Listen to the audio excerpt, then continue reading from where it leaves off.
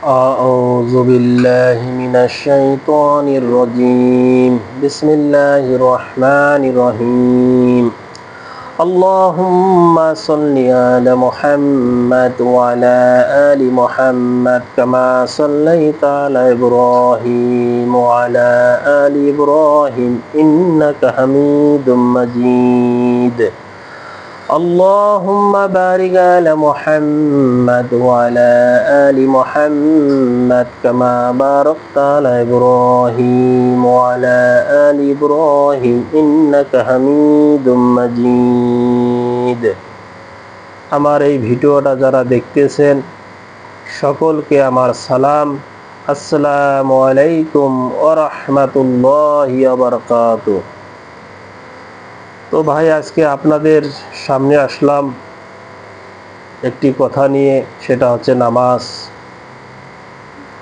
তো ভাই আল্লাহ পাক আমাদেরকে সৃষ্টি করছে, তার একটা উদ্দেশ্য আছে।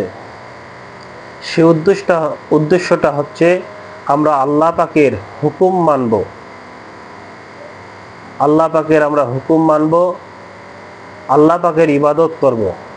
আল্লাহ পাক সৃষ্টি করছেন আমাদের তার হুকুম এবং তার ইবাদত করার জন্য। তো ভাই দেখেন, মসজিদে আজান হয়, আমরা দোকানে বসে থাকি, চার দোকানে বসে থাকি, মোবাইল টিভি, কিন্তু আমরা নামাজের দিকে যাই না। ভাই দেখেন, নামাজ আমাদের বড় একটা ইবাদত। দেখেন, দিনটা 24 ঘন্টার ভিতরে আল্লাহ পাক 5 ওয়াক্ত নামাজ আমাদের জন্য ফরজ করে দিয়েছে। ভাই আমরা এই ফরজ নামাজটা যদি কোনো মুসলমান ঘরের সন্তান হয়ে যদি নামাজটা কেউ ছেড়ে দেয়, সে আর মুসলমান থাকে না। ভাই যে নামাজ পড়ে না, একটা হিন্দু, খ্রিস্টান, বৌদ্ধ, কাফের, মুশরিক আর একটা মুসলমানের সন্তান নামাজ পড়ে না, তার মাঝে কোনো পার্থক্য নাই। ভাই তো আমরা মুসলমান যারা হচ্ছে তারা আমরা টোটালি আলাদা। আমাদের সাথে ইহুদির কোনো মিল হবে না, খ্রিস্টানের কোনো মিল হবে না, হিন্দুর কোনো মিল হবে না। মুসলমান যখন নামাজ, মসজিদে আজান হবে, সে নামাজের জন্য মনটা সারাক্ষণ মসজিদের দিকে থাকবে। এই জন্য ভাই আল্লাহ পাক আমাদেরকে সৃষ্টি করেছে তার হুকুম মানার জন্য। আজকে দেখেন, মসজিদে আজান হয়, আমরা নামাজে যাই না। আমরা কত বড় গুনাহ করতেছি, কত বড় পাপ করতেছি, আর আমরা নিজেকে দাবি করতেছি আমি মুসলমান। ভাই মুসলমান মুখে পরিচয় হয় না ভাই, ইবাদতের মাধ্যমে, 5 ওয়াক্ত নামাজের মাধ্যমে পরিচয় দিতে হবে। তো ভাই নামাজ তো পড়তেই হবে, আর সবসময়ের জন্য মৃত্যুর কথা স্মরণ করবেন যে আল্লাহ, এখানে আল্লাহ পাক কিন্তু সুন্দরভাবে কোরআনে বলছে, কুল্লু নাফসি যায়িকাতুল মউত, মৃত্যু তোমার একদিন আসবেই। মৃত্যু থেকে পালাবার কোনো উপায় নাই, কোনো রাস্তা নাই। মৃত্যু তোমার কাছে আসবেই, মৃত্যু তোমার হবেই। এই জন্য মৃত্যুর কথা স্মরণ করে ভাই আমরা আজকের পর থেকে আমরা 5 ওয়াক্ত নামাজ জামাতে পড়ব, এবং অতীতে যে নামাজগুলো কাজা করে ফেলেছি আল্লাহর দরবারে তওবা করব, আল্লাহ যেন আমাকে ক্ষমা করে দেন। দেখেন ভাই, এখানে কথা অনেক বলার আছে। নামাজ একটা আল্লাহর হক, আর এখানে আরও একটা কথা আছে বান্দার হক।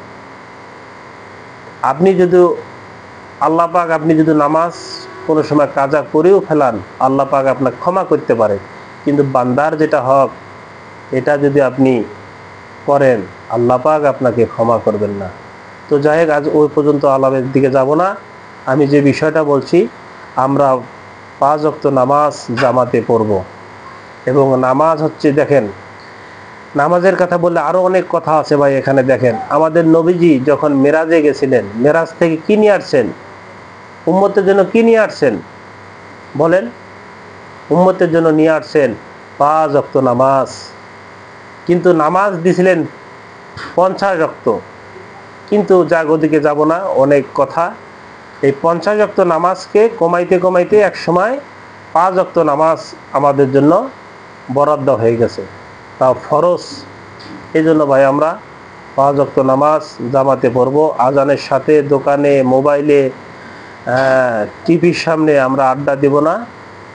তো যাই হোক, যে কথাগুলো হলো, এই কথাগুলোর ভিতরে কোনো ভুল প্রাপ্তি হয়ে থাকে আল্লাহ পাক যেন আমাকে ক্ষমা করে দেন, এবং এটার প্রতি যাতে আপনাকে আমাকে সকলকে যেন আমল করার তৌফিক দান করে। এই বলে আমার কথা এখানে শেষ করতেছি। আসসালামু আলাইকুম ওয়া রাহমাতুল্লাহি ওয়া বারাকাতুহু।